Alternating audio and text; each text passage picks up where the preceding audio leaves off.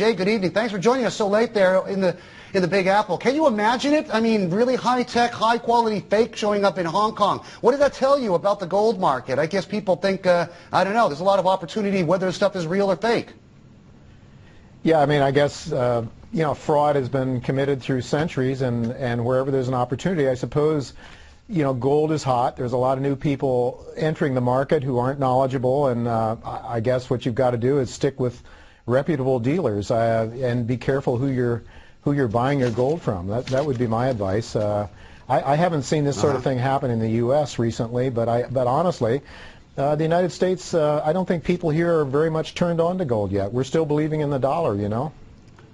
You got to be kidding. They're being blindsided by the Fed there. Jay, if you're not seeing a lot of people demand for gold in America, it's certainly bitten a lot of people in China. The Shanghai Gold Exchange just reported that in the first 10 months of the year, gold imports into the PRC are up like 700%. Where the heck did that come from? You know, I think the Chinese people are much smarter than the American people in many ways. I think the American people basically believe their government. I've had people, a very knowledgeable person who has been on my radio show, I do have a web radio show, who talked about the American propaganda machine being much more efficient than anything the Soviet Union ever had, and I think that's true. I think basically people believe everything that is said on the mainstream media, and I think that we are being told in America that gold is not a good thing to own. I think the people in China understand from years of history maybe they shouldn't trust everything the government says, whereas here in America we still do largely, I would say. So Americans are, if I were to walk down the street of New York and ask people if they think it's a good thing to own gold, I'll bet you I wouldn't find 1 in 100 that are putting any sizable amount of their portfolios into gold. That wouldn't be true in China, I judge. Yeah. Well, the Chinese have had a dearth, of investment opportunities because it's a closed cap, because of the, it's still not a fully open capital market. So, it's been property, and that was driven up and then started to pop, and then stocks, I guess, gold, hard assets. They see what central banks are doing, and they see, all the attacks on China over the level of the renminbi, and who knows what tomorrow is going to bring on currency valuation policy. Jay, you must know Bill Murphy, my good friend from GATA, right? The Gold Antitrust Coalition.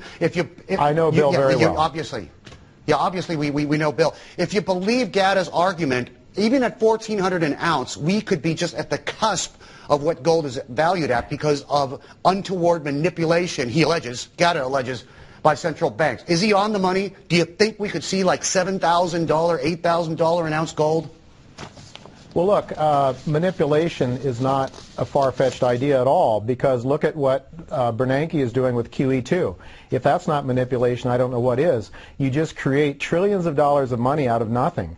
Now, if we measure everything, real estate prices, copper prices, energy prices, gold, silver, what have you, in that unit of measure called the dollar, when there's endless numbers of dollars being created, it's not a reliable unit of measure. So I think that people have to focus on not so much that gold is gaining value. I don't think it is that much, although I would argue that gold is gaining value relative to other commodities.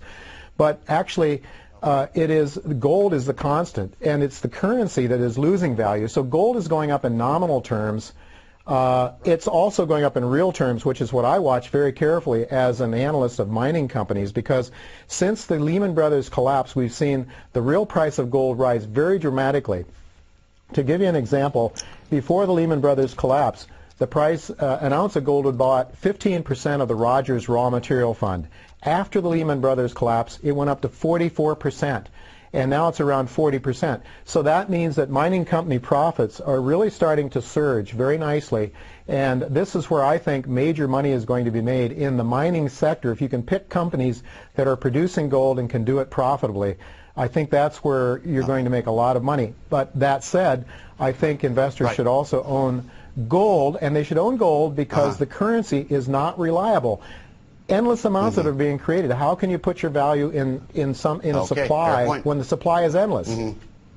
All right. Jay, hey, thanks for staying so late. Okay, we'll find you on your web radio show. Jay Taylor, President Taylor Hard Money Advisors from the Big Apple. It's really late over there, something like 9-something.